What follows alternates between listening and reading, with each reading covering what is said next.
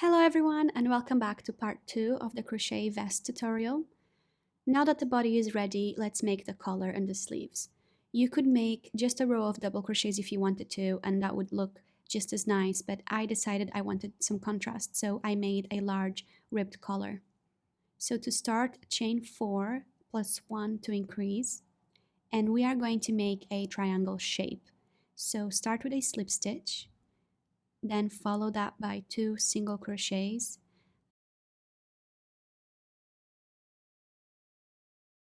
and the last stitch of the row should be a double crochet. And this is going to be the front of the collar. Now chain 2 to increase and turn your work. To get that ribbed effect, I'm going to work only on the front loops of the stitches every time I work on the back of the collar. So make 1 double crochet, 2 single crochets, and then 1 slip stitch to finish row number 2.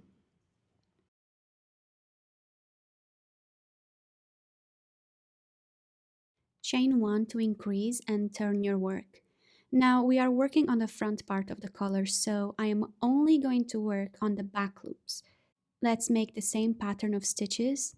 So 1 slip stitch, 2 single crochets, and 1 double crochet to finish the row. For row number 4, we are going to repeat the exact same thing, but remember that we are only working on the front loops because this is the back of the collar.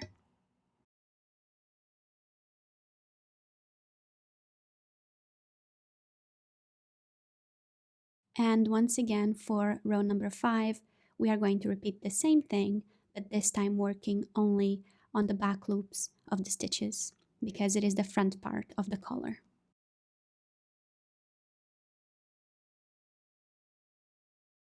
For row 6, chain 1, and now we are going to make 3 single crochets, and the last stitch is going to be a slip stitch.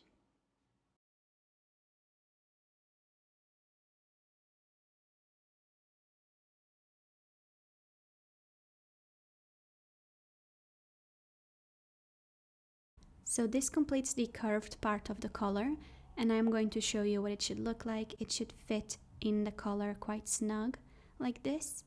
Once you're done with that, I am going to increase the length of my collar. So I am going to make 12 rows of single crochets, and each row has 4 stitches.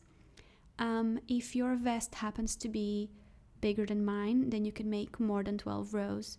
Go ahead and make as many rows as you think that you need, and make sure that the rows align properly with the body of the vest. Because I wanted to make sure that the collar and the vest were aligning properly, I decided to align them together and put some stitch markers in place so that I knew exactly how many rows I needed to make on the back of the vest. So this is just me aligning everything and making sure that they match. When you have this first part of the panel completed, go ahead and count your stitches. So you should have 4 stitches on the last row, and then count 4 stitches for the panel on the other side, and you are going to chain 3, which are the middle stitches. If you have more stitches than me, then go ahead and chain more. After you chain those middle stitches, go ahead and chain 4 more, because those are going to be the 4 stitches for the collar panel. Chain 1 to increase, and now make a row of 4 single crochets. Make sure that your chain is not twisted, because if it is, then you'll have to go back and untwist it.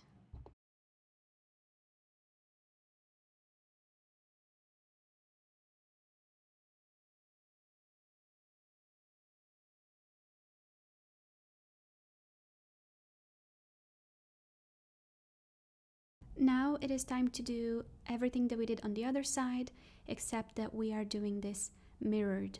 So on your second row here, I am working only on the back loops. Remember that every time we work in the front part of the collar, we only work on the back loops, and when we work on the back side of the collar, we work in the front loops. So go ahead and make as many rows of single crochets as you made on the other side before you started turning.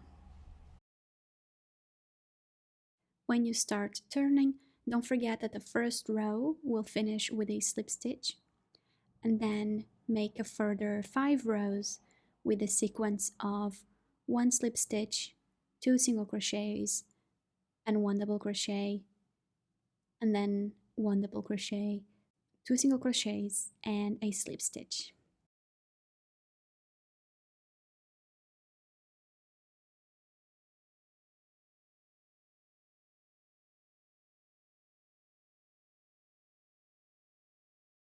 Alright, so at this stage, all that's left to do is to join both of the panels together, and I am going to do that by making a row of slip stitches. When you are doing the slip stitches, make sure to grab only the loops of the stitches that are closer together. Do not grab both loops, but grab instead one loop of each stitch, and that will make it look a lot more seamless.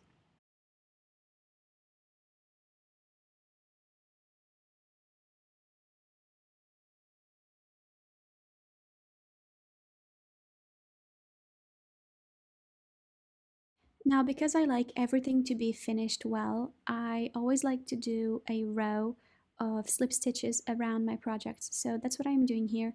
I'm just doing a row of slip stitches all around the collar.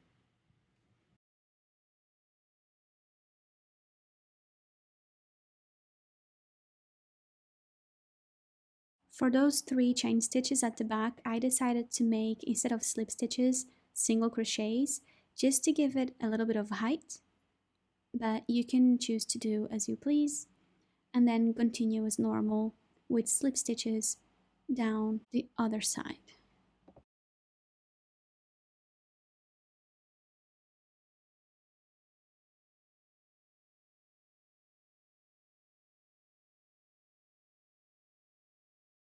Once I finished that, I decided to make one more row of slip stitches right in the middle of the collar, and that was to give it that extra ribbed look right in the middle. But if you do not want to do this, you could just go ahead and cut your yarn here. And then we are ready to attach the collar to the body of the vest.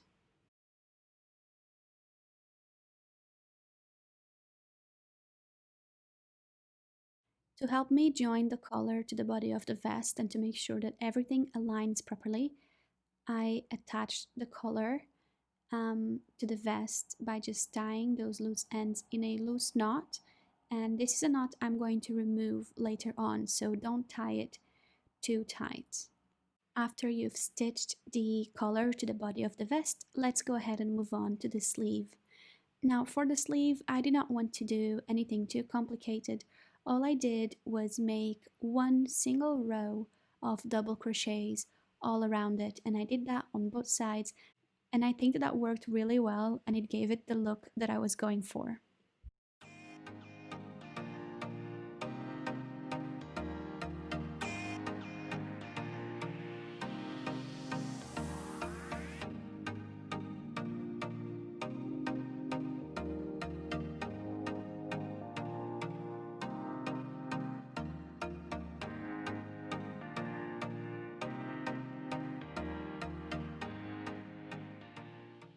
To finish, join your last double crochet stitch to the first chain that you made when you attached the yarn to the sleeve, and voila, you're all done. Do the same on the other side and your crochet vest is ready to be shown off. By the way, everybody, I am not showing you when I am weaving in all the yarn ends that are left around because I assume that you know how to do that. But if you do not know how to do that, all you have to do is basically weave in the yarn ends into your vest using a crochet needle. I hope that this tutorial was useful to you, and I cannot wait to see your creations. Follow me on Instagram at The Hope Nation, and I'll see you next time.